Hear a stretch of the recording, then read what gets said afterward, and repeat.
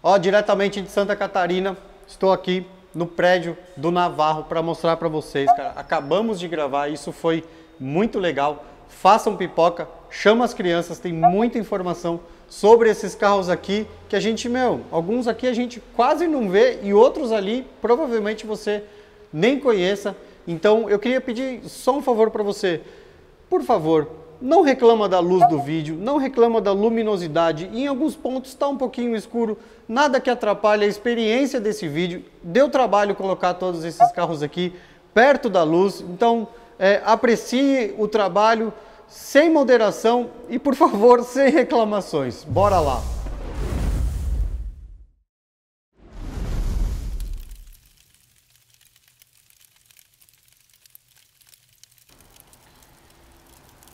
Muito bem, meus amigos, diretamente aqui de Santa Catarina, um dia bem chuvoso.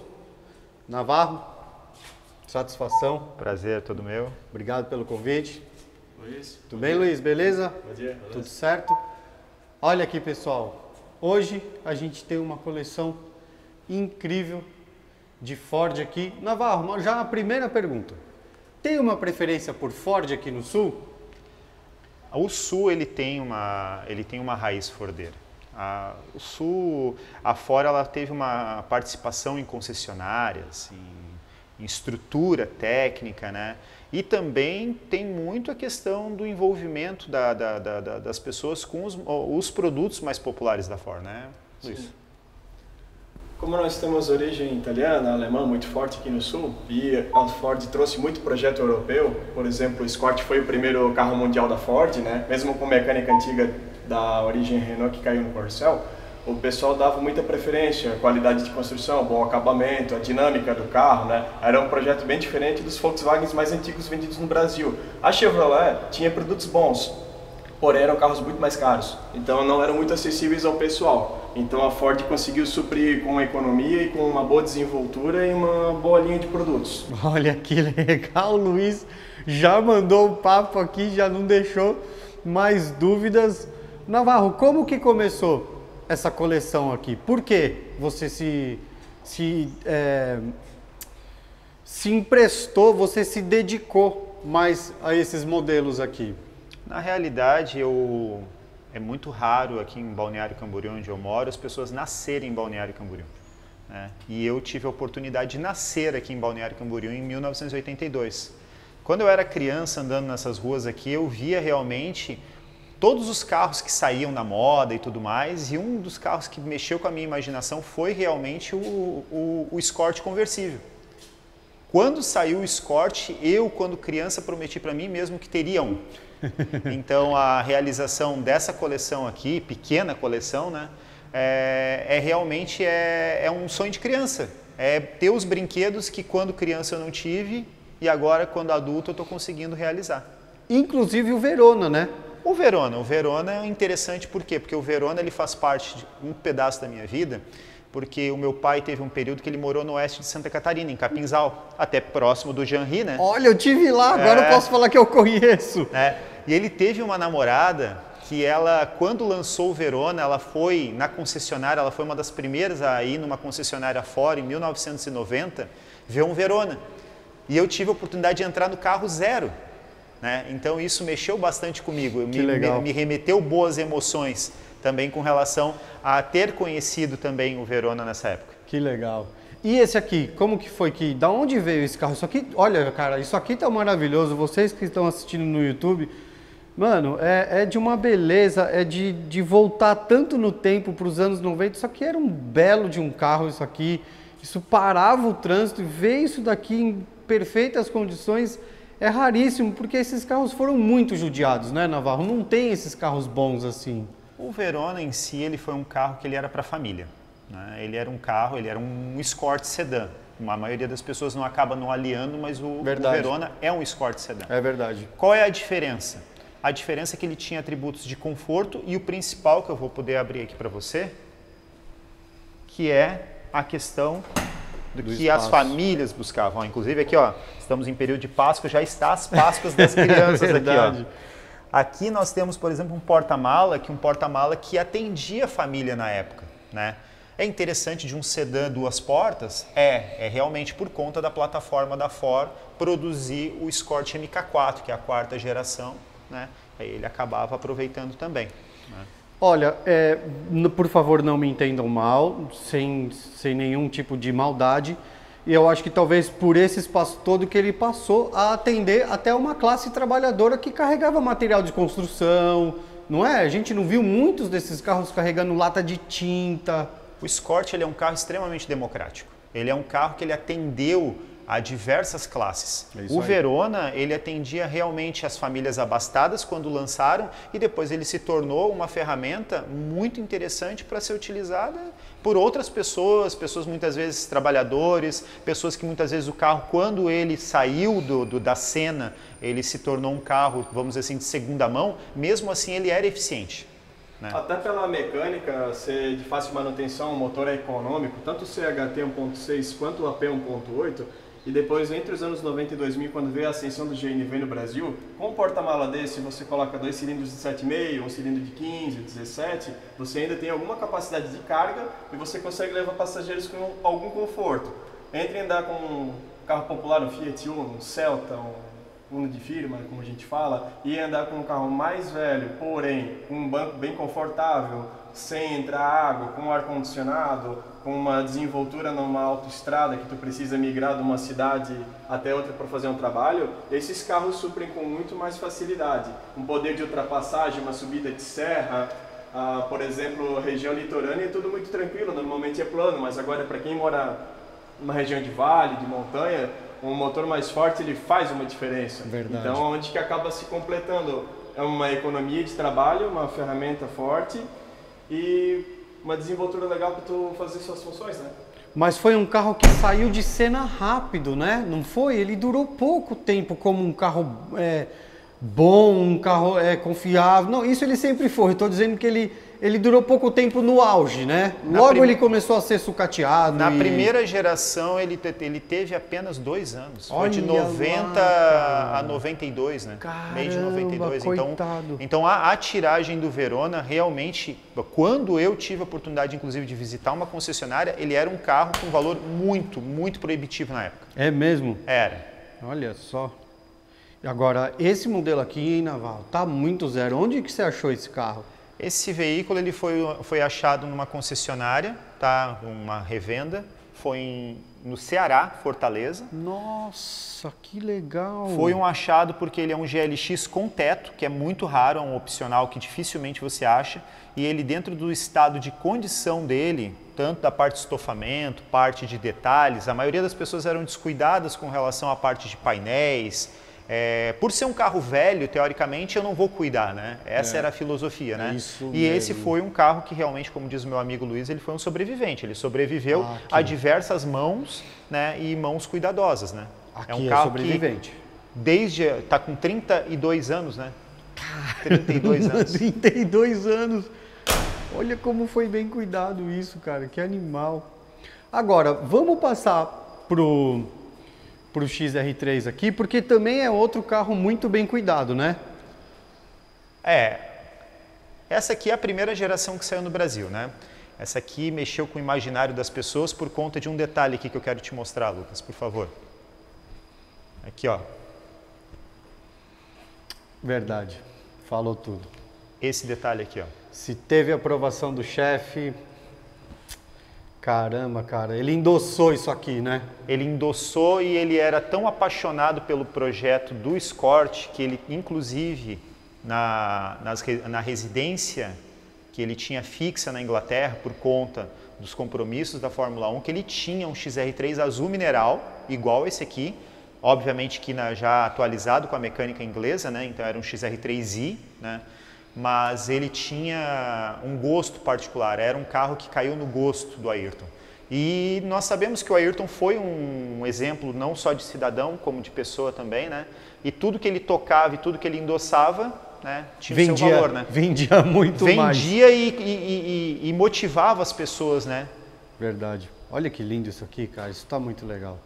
Agora, eu não sei se você chegou a ver, senão eu te mando depois, a gente encontrou o Escort sendo feito e restaurado com o Alexandre Mesquita, lá em São Caetano, em São Paulo, que foi do Ayrton Senna, que inclusive Adriano Galisteu andou com ele nesse carro em São Paulo. O prata? É.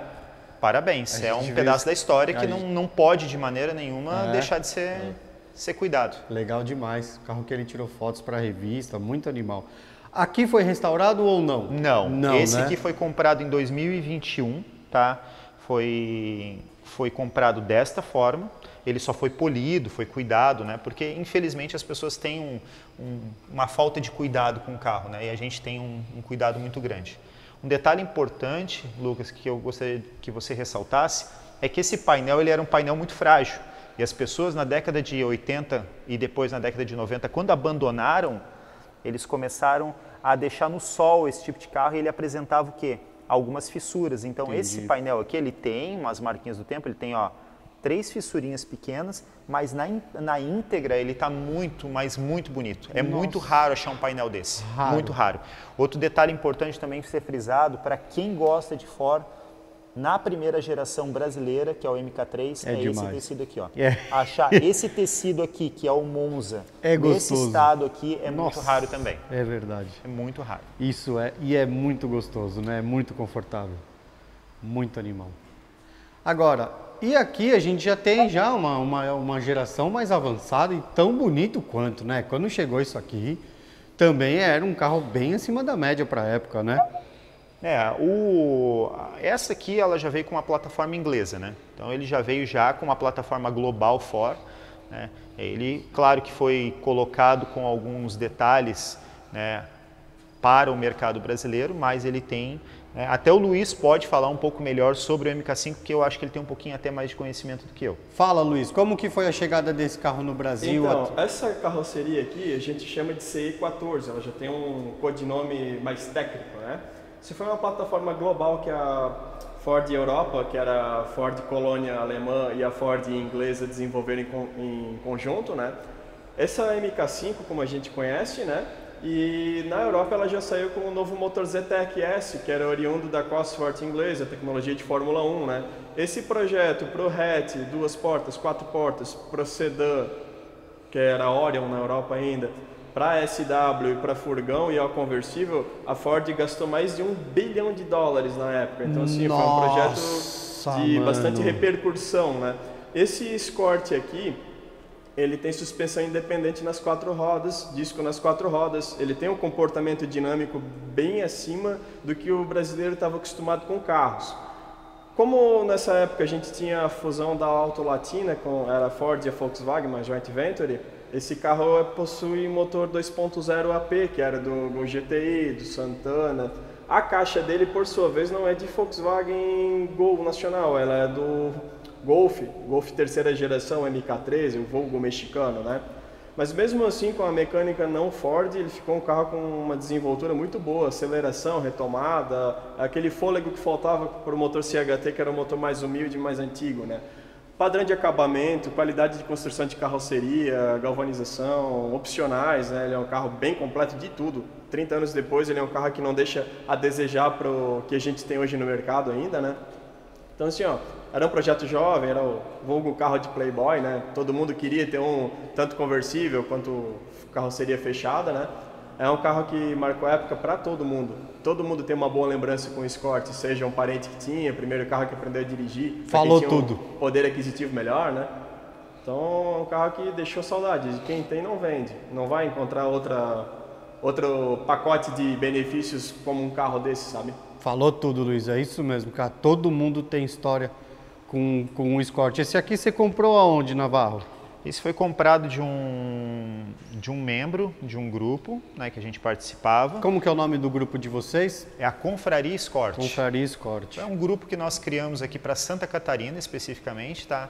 Ao qual a gente juntou aí bons amigos colecionadores. Não é um grupo de pessoas que querem se achar com o seu carro, mas são pessoas que são entusiastas, que gostam de curar, de cuidar, de fazer a manutenção, sabe, de achar bons exemplares. A gente contamina um ao outro com boas atitudes, né? Isso é uma contaminação mesmo. A gente acaba se ajudando sempre, né? Muito legal. E esse veículo ele veio de Sara, no sul do estado, né? Ele Como chama? Ele estava na mão de um bom colecionador, ele cuidou bem, aí a gente fez, obviamente, o trabalho que a gente sempre faz, que é o quê? Cuidar da parte de lataria, fez uma vitrificação, a gente fez automaticamente desde a parte de cuidado de mecânica, higienização de bancos, né? Fez o que precisa fazer o detalhamento, né? Legal, hein? Mas você comprou carros bons, né, Naval? Ou você pegou tudo podre, destruído e restaurou? Um carro que eu peguei que ele não estava como esses aqui, tanto o Verona, quanto esse, que é o MK5, quanto o MK3, esse aqui, todos eles vieram nessa condição e foram feitas pequenas mudanças. Entendi. Esse carro aqui foi feito uma mudança radical nele. Olha, mas esse foi feito uma mudança radical. Olha, eu tô pirando em transitar aqui pelos carros. Tá uma disposição muito legal para a gente ver todos eles aqui. O Navarro me contou, né, Navarro? Aqui você deu aqui foi um investimento, um trampinho a mais. Por quê? O carro estava como? Então, esse carro foi interessante porque ele estava anunciado num grupo de Facebook e realmente assim, ele não estava podre, detonado nem nada, mas ele era um carro que realmente mais alguns anos ele iria acabar sendo desmontado e sendo jogado aí em qualquer lugar, né? E aí eu resolvi adotar esse projeto aqui e daqui a gente transformou ele totalmente. A gente desmontou ele todo, fez toda a parte de lata dele, né? Parte de estofaria. Parte de estofaria deixo claro para os puritanos, para as pessoas que veem o canal, né? Que infelizmente esse carro eu ainda não tinha a quantidade de tecidos, acessos ao qual hoje eu tenho. Por exemplo, se nós vermos o primeiro modelo que a gente tem, que é o primeiro vermelho, né? Ele está com os bancos totalmente originais, né? Depois que eu comprei o vermelho e comecei a restauração desse, eu comecei a comprar de vendedores paralelos, tecidos, bancos e tudo mais, né? Então hoje eu tenho condições até mesmo de transformar esse interior no estado original, só que eu tenho um feedback muito positivo de pessoas que vêm. As pessoas olham e dizem assim, olha, ficou muito bonito, ficou muito legal, ele ficou diferente, mas não ficou ferindo a estética do carro, né? O ideal do carro, né? Então ele é um carro que foi colocado os bancos recaro do Apollo, foi feito no padrão inglês, né? A parte de costura, toda a parte de estofaria ela respeitou, né? Um ideal Ford de época, né? E automaticamente também ele foi feito o quê? Ele foi feito também a repintura da parte interna, tanto de painéis, detalhes e tudo mais, mas foi colocado, né, dentro de um carinho e uma proposta de originalidade com inspiração europeia, deixo claro. Ficou muito esportivo, né? Ficou bem esportivo, ele é um carro que hoje você olha ele mesmo, ele é um carro muito diferente, né? É um preto, né? Ele foi feito com a pintura perolizada, a maioria das pessoas acaba muitas vezes criticando, porque na época não existia a pintura perolizada, né? Mas eu acho que esse modelo merecia, pelo que ele foi feito, e eu me orgulho dele. Ele é um carro que ficou bonito, ele ficou íntegro, elegante, né? E esse é o resultado, né? Você deu uma leve atualizada com tons pessoais que não iam fugir nem agredir a história do carro, né? De maneira alguma. A gente respeitou hoje mesmo, se você vê mesmo a parte de motorização, a parte de suspensão, a altura de suspensão, tudo é respeitado dentro do padrão original. Legal. Mas a gente imaginou na época, né, fazer um exemplar que ele tivesse algumas atualizações, tanto estéticas internas quanto estéticas externas, que conversassem melhor, né? É uma coisa que o americano faz muito e a gente acaba, né, batendo palma, né? Poxa, sim, que legal o projeto, a sacada, né, que a pessoa teve. E muitas vezes aqui no Brasil a gente tem esse saudosismo e muitas vezes até esse ranço de muitas vezes também não inovar em algumas coisas, né? Poxa, se a gente puder fazer um carro que ele possa ter a modernidade, né, tanto estética quanto mecânica, né? Eu acho Por que não, né? Senão a gente automaticamente também sofreria com os mesmos problemas de 30 anos atrás. A gente não precisa sofrer, né? Ninguém quer ficar na estrada por conta de peças ruins ou peças de época. Também tem a parte de detalhes, né? É isso mesmo. A gente pode ver o cofre desse daqui? Para já. Um detalhe interessante, se você puder tentar pegar aqui, ó, principalmente na... É verdade, dá pra ver legal, bonito no sol, deve ser legal. Sim. Aqui, ó. Aqui tá bem original, né? Original. Inclusive, eu tive o cuidado de respeitar tanto a parte de plaquetas, parte de detalhamentos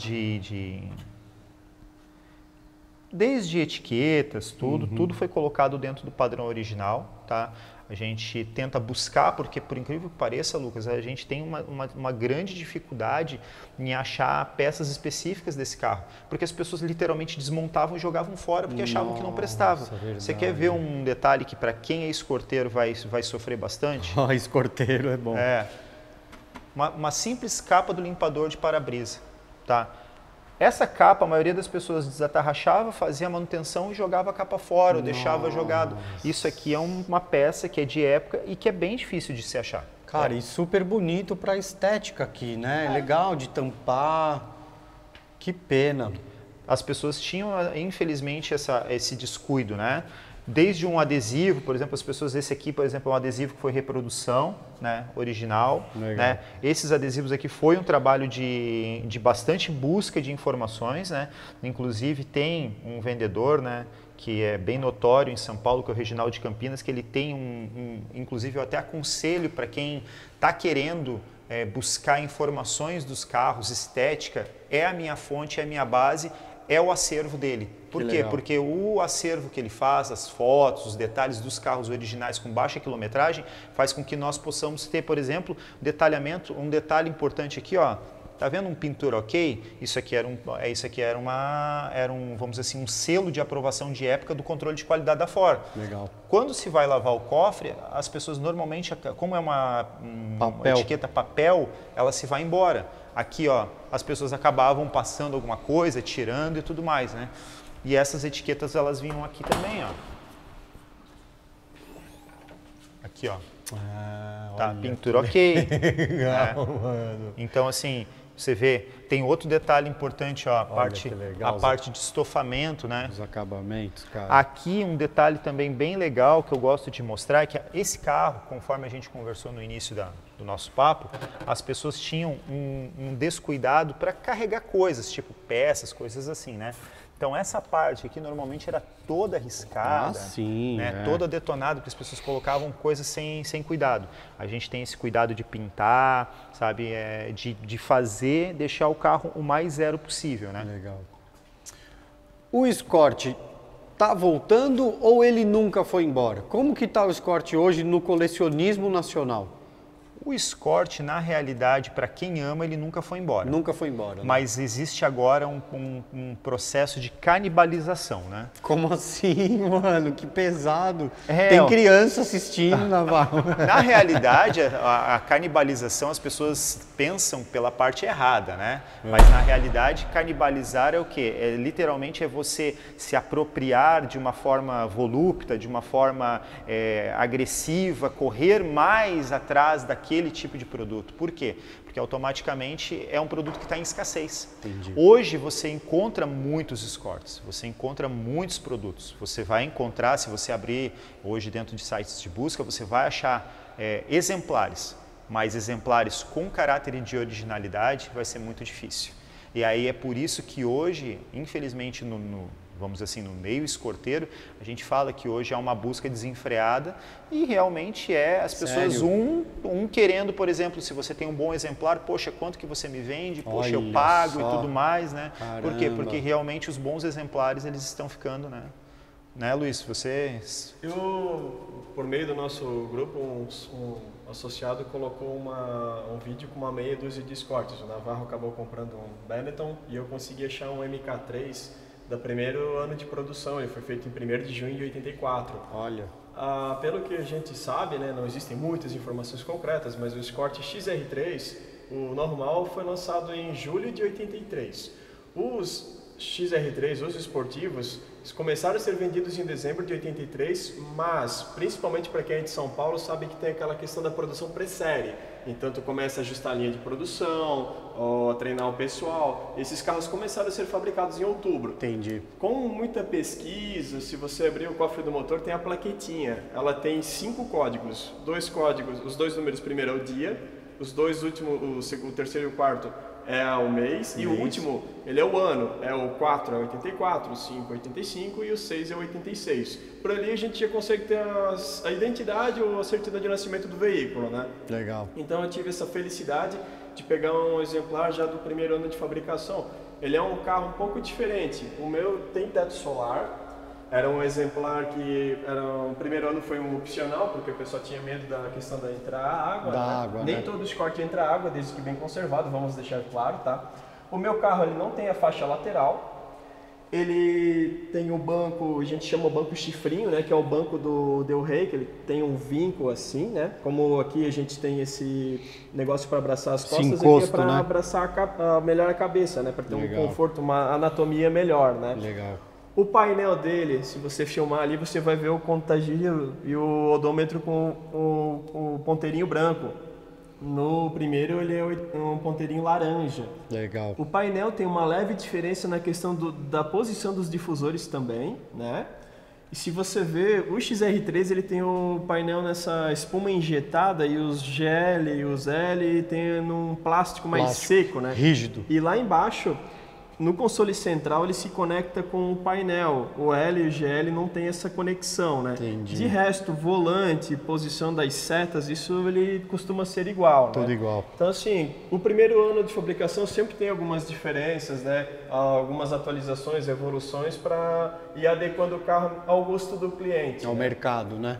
O meu carro, por exemplo, ele tem a tampa igual dos outros CHTs. Os 85 e 86 tem um opcional bem interessante que é uma tampa de alumínio.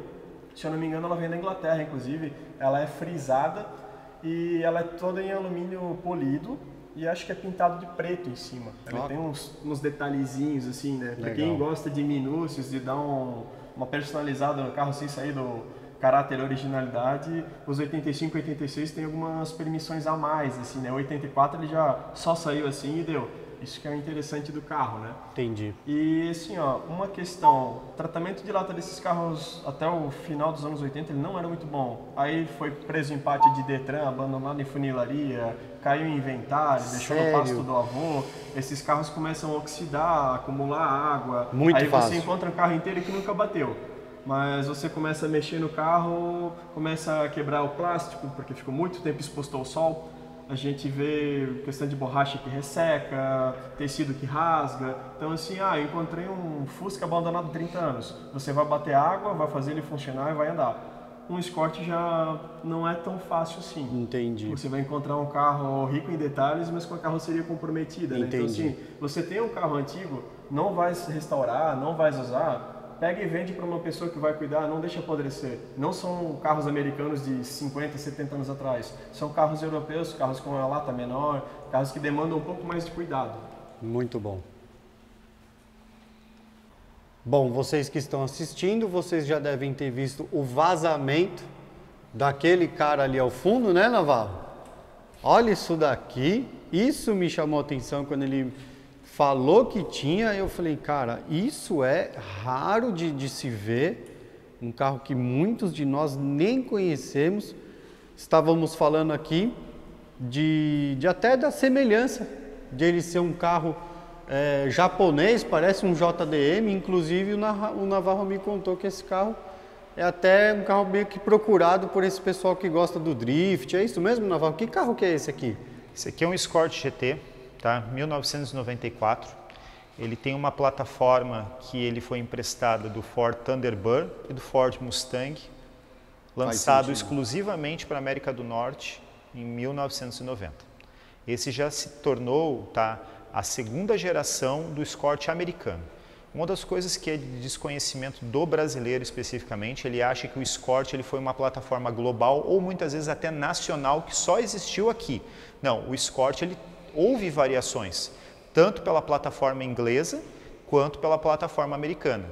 A plataforma americana, no crescimento da competição entre os carros japoneses na década de 90, ele fez com que a Ford fizesse uma parceria com relação a quê? Uma parceria com a Mazda para fornecimento de motores. Ah, que legal, olha! Então, esse carro especificamente, ele vinha com a identidade Ford da década de 90, ele vinha com a identidade, todo mundo que vê esse carro, ele se parece muito Mustang, um mini Mustang, vamos colocar assim, né? É isso mesmo. Ele lembra bastante porque ele trabalha, ele conversa com a mesma plataforma, mas automaticamente ele tem, né, os seus detalhes, né, porque ele era um carro de entrada, essa é a realidade, né? Então ele não tinha uma motorização, ele tinha diferenças de motorização do modelo que é o LX, né, que é o modelo de entrada, né? Ele tinha a versão LX e a versão GT, né? A versão LX, ela não vinha, por exemplo, com o motor 1.8, ele já vinha com 1.6 litrado, né? Ele tinha aí 102 cavalos, esse aqui já passa para 126 cavalos. Caramba, cara, que violência, o motor Mazda. Um motor Mazda. Caramba! Tá? Esse é um carro que ele vem com todo o aparato dos carros dos anos 90 que você vai encontrar no Eclipse, que você vai encontrar em outros carros. Por exemplo, cintos automáticos. Legal. Quando você abre aqui o cinto, ele vai correr, né? A gente vai fazer aí para você filmar também. Legal. Tá? Ele vem com ABS, ele vem com EBD, ele vem com os freios todos eletrônicos, tá? Ele vem também com uma parte de suspensão muito interessante, ele é um carro muito gostoso de viajar, eu viajei com ele 2 vezes, né, porque esse carro foi adquirido de Curitiba, então eu trouxe ele de Curitiba, depois tive que voltar a Curitiba e fui com ele. Ele é um carro que ele é confortável, ele é um carro que tem uma boa retomada e ele compartilha de algumas coisas que são características da Ford, que é a parte acabamento. Se você entrar e ver o acabamento dos produtos, realmente é um acabamento muito diferenciado, né? Parte de tecidos, a parte de plásticos, a parte de construção, realmente assim ele é um produto que trabalha com um refino diferente, que né? Legal! Aqui, ó, para você levantar aqui, é só você levantar aquela alavanquinha que você consegue filmar a parte de trás, tá? Entendi. O cinto ele vai correr desta forma aqui, ó. Ele vem daqui pra cá. Ele é um cinto automático. Né? Então, quando você engata, inclusive ele é um cinto de 3 pontas. Você vai engatar uma ponta aqui e a outra ponta, né, dando um ar de esportividade no carro. Que louco, meu. A gente pode ver o motor dele, Navarro? Para já. Ó, a gente estava comentando, o Navarro me contou que por ser um carro raro, inclusive até nos Estados Unidos, não raro, mas um carro que já não se vê mais tanto. Ele me falou que qualquer coisinha que acontecer aqui, Navarro, deu problema, né? Porque não vai encontrar fácil peça. Peça de acabamento, né? Peça de manutenção a gente consegue, por quê? Porque ele é compartilhado, né, Luiz? Quais são as peças que ele compartilha? Na verdade, ele compartilha o motor inteiro com a linha Mazda anos 90, com a Kia, que era uma sucursal, entre aspas, da Ford Ásia e da própria Mazda, né? A Coreia do Sul estava adquirindo know-how para aprender a fazer bons carros, né? Ele tem bomba de vácuo, que é comum a outros modelos. A questão de injeção, ela é semelhante aos carros asiáticos, né? Esse esquema aqui, que é usado até hoje, principalmente linha Toyota e Mitsubishi e Hyundai, ele tem reservatório de expansão anexo ao radiador. Que ele legal. tem um corpo separado, né? Só que ele não é igual aos carros europeus que tem aquele reservatório sob pressão só com a tampinha, né? Ele tem um dreno, coisa de semelhante a carros americanos, né? Você aí que tem um carro V8 Ford, você que tem até um Corcel, eu acho que o Corcel era selado, aliás, corrigindo. Mas carros americanos tinham muito esse sistema, né? Quando enchia, ele tinha um ladrão, né, para sair essa água. Que legal. Olha. Mas a parte de mecânica ainda se tem, como o Luiz falou, a gente tem ainda capacidade de poder recompor. A questão de embreagem e freio também, ela é semelhante aos carros da Kia e da Hyundai, né? Esses carros aqui, ele tem atuador de embreagem para tornar a embreagem mais macia, vamos dizer assim, um acionamento mais fácil, né? A questão de borracha, de reparo de cilindro mestre, os burrinhos de freio, né? Essas pecinhas que tem rotatividade para trocar, né? Navarro, então aqui o problema não é na mecânica, o problema são os acabamentos aí dos anos 80, é isso? 90? Na realidade, esse aqui é um carro que ele teve uma veiculação principalmente nos Estados Unidos, né? Essa parte de tecidos aqui, isso não tem mais reprodução. Não tem. Nem nos Estados Unidos tem eBay, nada que as minhas buscas pela web puderam me trazer, né? Não acha? Não acho. Então, assim, por exemplo, a pessoa foi descuidada, rasgou um tecido desse, coisa assim, já era. Ela, infelizmente, vai perder. Parte, principalmente, de acabamentos também, né? Parte desde um puxador, ou muitas vezes a pessoa abriu uma maçaneta de uma forma mais bruta. Vai quebrar. Né?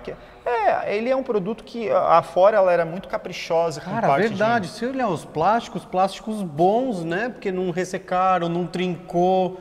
Né? Quantas vezes puxou isso aqui e ainda tá aí bonito para ser usado. Agora, vale a pena, todo cuidado é pouco, né? Todo carro que tem acima de 30 anos, né? A gente tem que entender que ele também tem uma resistência com relação à questão de acabamento, de detalhes e tudo mais. Então, isso faz com que o dono, né, tenha também a parte de cuidados, né? Eu, particularmente, tenho o maior carinho, o maior cuidado, desde bater uma porta, coisa assim. Não porque comumente chamados somos Zé Frizinho. Não tem nada a ver isso. É porque você está respeitando, né, um pedaço da história. É verdade, cara. Isso é bem legal de falar, porque é frescura, é um pouco de ciúme e é um pouco de Zé Frizinhagem mesmo, mas o mais importante de tudo é o zelo, é o cuidado. Até não dá um ciúmes levar isso para o mecânico e você não sabe como que ele vai conduzir as coisas e cuidar, né? Não é a mesma coisa de como a gente faria, né? Dá dó. A gente acaba tendo, né, um carinho, um cuidado com o carro. Por quê? Porque a gente sabe o valor que ele tem, tanto emocional, quanto também a dificuldade de se obter outro, né? É isso mesmo. O que eu achei legal aqui, por exemplo, quem foi que trouxe para o Brasil, né? Olha que legal a ideia do cara de trazer um carro desse para o Brasil, tá aqui vivo até hoje, vai continuar. Curitiba, o pessoal de Curitiba, a gente precisa tirar o chapéu mesmo, porque eles são legais também, são como vocês aqui no Sul, que gosta, tem entusiasmo nas coisas, trouxe um carro desse maravilhoso aqui para o Brasil.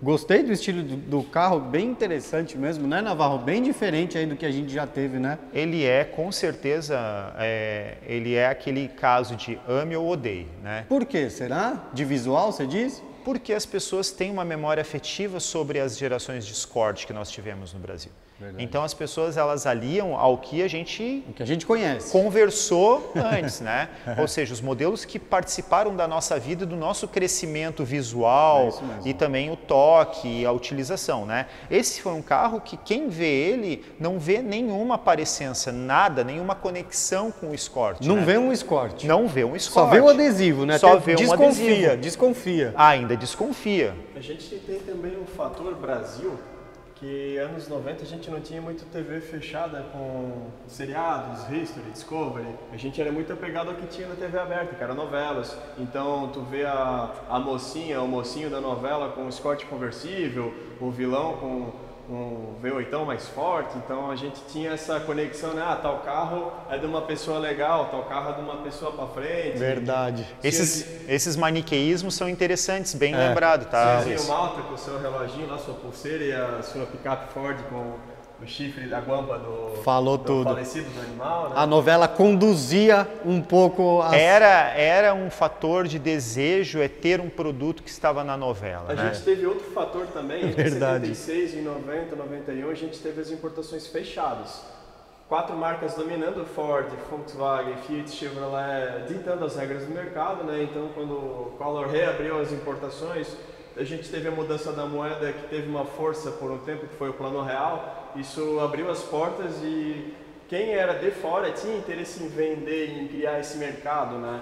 A gente teve, junto com as grandes marcas que trouxeram pesados carros para cá, implantaram fábricas, a gente teve grandes importadoras independentes também, né? Então, um carro desse não foi trazido homologado pela Ford Brasil, mas teve algum importador de grande renome, teve uma trader, uma importadora menor, ou entusiasta, ou até alguém que morou no país de fora e trouxe o carro para cá, né? Então você vai ver exemplares que não foram vendidos aqui, mas tem a questão de alguém ter trazido, né? Um consulado, uma embaixada. Verdade, a gente acaba Luiz. vendo esses brinquedos mais legais, assim, né? Bem legal, bem lembrado. E abrindo mais um parênteses sobre o GT especificamente, ele foi trazido, né, isso é extraoficial, porque eu busquei com o antigo proprietário, né, por uma pessoa que foi nos anos 90 para lá, e aí o carro tinha sido lançado na época, ele comprou o carro E aí, quando ele veio embora para o Brasil, ele trouxe o carro e importou o carro. Colocou num container e mandou um despachante regularizar e trouxe. Por quê? Porque ele fez parte também da vida da pessoa. Que louco. Então, muitos carros que a gente vê aqui importados, que muitas vezes não são do nosso círculo, né? E aí a gente acaba vendo esse tipo de trabalho que a pessoa faz de importar, não é só o caráter de ser icônico mundialmente. Tem um amigo nosso que trouxe Mustang, trouxe Mercury, trouxe Galaxy, né? Todos os carros americanos quando morou lá, mas tem gente também que, poxa, comprou um carrinho que teoricamente lá era simplório, mas que fez parte da adolescência, se identificou, da vida. Se identificou, exatamente. Criou laços, né, velho? Não é só um carro. Você criou uma relação com a coisa material e aquilo te... evoca sentimentos, alguma coisa dentro de você faz um sentido ali. É muito louco isso, é bem legal. E esse GT, ele é realmente bem exótico, ele foi capa de uma matéria de uma revista paulista bem legal, né? Foi da Flatout. Né? Que legal. Então ele foi capa da Flatout aí. Bem legal. E inclusive eles fizeram até um comparativo sobre tanto o GT, que era um 94, quanto o nosso, né? O nosso, um 93 aqui, né? Fazendo o comparativo, né? Como eles são diferentes, muito, né? cara. São plataformas diferentes, a gente até não viu o motor, né? Do nosso MK5 aqui, né? Olha, vou falar bem real. Se tivesse sido produzido isso no Brasil, o brasileiro ia amar comprar esse carro. Teria feito o maior sucesso, o GT. Mas claro que iria. Né? Porque ele é um carro muito à mão. Ele é um carro e manual, né? Que você me falou, né, Navarro? Ele tem também esse detalhe importante que ele é manual.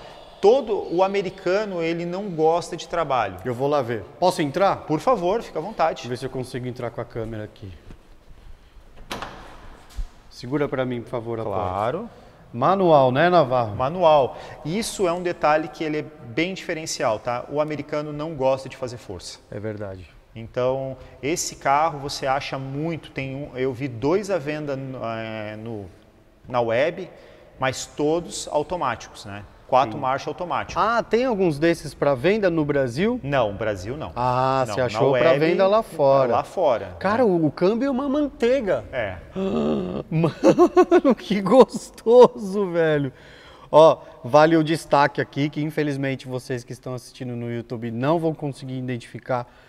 Todos os carros do Navarro são muito cheirosos, velho. Os carros são muito cheirosos, muito bem cuidados, cara. Isso é legal demais. Vamos ver a mecânica do nosso lá para ver a diferença. Claro. Animal. O GT foi animal. Aqui nós temos a versão clássica, né? O motor AP 2.0, né? Ele já tem o sistema de injeção eletrônica. Aí deixa o técnico, que é o Luiz, que sabe muito mais, falar também do carro. Você trabalha com o que, Luiz? Hoje eu sou consultor de seguros, trabalho com vítimas de acidentes de trânsito, acidentes domésticos, né? Eu faço abertura de sinistros. E você, Navarro? Desculpa. Eu trabalho com colchões. É mesmo? Uma área totalmente diferente. Legal. Né? Eu brinco até, né? É uma brincadeira que eu faço com os amigos e faço aí com os amigos também do canal, né? Que eu fiz um acordo com a minha esposa, né? Eu não arrumo amante, mas as minhas amantes estão aqui, ó. É isso aí, as psicólogas dele. Exatamente. Manda, Luiz. Então, vamos lá. Esse carro tem injeção 4 bicos, é o multipoint, multiport, né? Ele tem sistema, a gente fala que é a injeção burra, que é os 4 bicos injetores injetam no mesmo momento. Esse carro não é banco a banco, é o primeiro, terceiro, segundo e quarto. Ele pulveriza os 4. Por isso que o apesão tem a sensação de ser um motor com torque absurdo. Ele não tem miséria. Consumo de combustível, ninguém quer saber. O pessoal quer saber, pé na bomba, acelerar e a frente do carro levantar. E isso aí o apesão sempre fez muito bem, né? O gerenciamento eletrônico, ele evita a poluição, ele melhora a alimentação do motor, né? A gente tem a pulverização de combustível na quantidade adequada, marcha lenta menos, alta rotação, borboleta alta, né? O famoso WOT. Ali tem um combustível à vontade. Porém, como era um sistema que esbanjava combustível, você vai ver que a média do carro não é aquela coisa. Um carro desse aqui na estrada vai fazer 10, 11, enquanto o Escort Zetec, que é com duplo comando de válvulas, tem um gerenciamento eletrônico mais avançado, é um carro que costuma fazer 14, 15. Lembrando que tanto o MK5 quanto o MK7 são baseados no mesmo projeto. O MK7 é meramente um facelift, né? Ele é um carro mais arredondado, melhorado a aerodinâmica, porém o MK5 europeu já tinha a mecânica Zetec. Como acabou a joint venture entre Volkswagen e Ford, a Ford finalmente pôde trazer uma mecânica mais refinada para o Brasil, né? Legal, bem legal. Olha, eu acho, Navarro, que esse aqui a gente podia fazer uma transformação nele e transformar ele num carro de rally, como a gente vê nos vídeos aí no YouTube. Vamos botar ele na terra? A cara do Luiz. Mano, eu topo, eu sou parceiro. Não vai fazer isso no carro dele, não. Para com isso, deixa isso guardado aqui nessa garagem aqui. Prefiro comprar outro, então. Um coitadinho. Não, compramos um bom carro, vamos fazer um carro de rally legal, tá? Mas... Uma curiosidade, a gente vê o Escort RS Cosworth, que foi o marco do suprassumo do carro médio nos anos 90, só que a gente não vê uma coisa. Esse carro aqui, ele tem motor transversal, que é o padrão desde os anos 80. O RS Cosworth, ele tinha um motor longitudinal, como a gente tem nos Volkswagen. Luiz, por que disso? Esse carro aqui, ele tem tração dianteira. A gente tem motor aqui, a caixa é aqui, escondido com esses plásticos em cima. O RS Cosworth, ele deriva da plataforma Sierra, que era como se fosse o Versailles, o Santana da Ford. E esse carro ele tinha tração traseira. Para ser homologado para o WRC, o Campeonato Mundial de Rally, a Ford teve que fazer o carro com produção em massa. Então eles fizeram uns 20 mil carros, eu acho. E foi usado basicamente a plataforma do Sierra, onde que o motor é longitudinal. O eixo da tração passa por dentro do cárter. Quem já viu alguns documentários aí do Joia sobre Rodas teve a oportunidade de entender melhor o sistema, né? Esse carro ele não é um Ford puro, mas a gente vê como um Ford e é retratado como um Ford, né? Claro. Ele tem um motor Zetec preparado pela Cosworth inglesa, né? Que é uma marca de muito renome lá. É como se fosse uma Puma, só que para Ford. Daí ele tem duplo comando de válvula, tem a injeção eletrônica, ele tem a turbina KKK, que é uma turbina alemã, né? Com um nome mais complexo, né? Ele tem 220, 227 cavalos. Animal, por isso que fez tanto sucesso, né, Luiz? O Golf não chegava perto do que um Escort RS Cosworth podia proporcionar. Só. Além que, apesar do carro ser anglo-germânico, do carro ser europeu, ele foi projetado pela Ford americana, pela Ford USA. Esse carro tinha 2 asas de aerofólio, né? Era uma coisa bem chamativa. Era Nos anos 90 animal. foi uma época chamativa, né?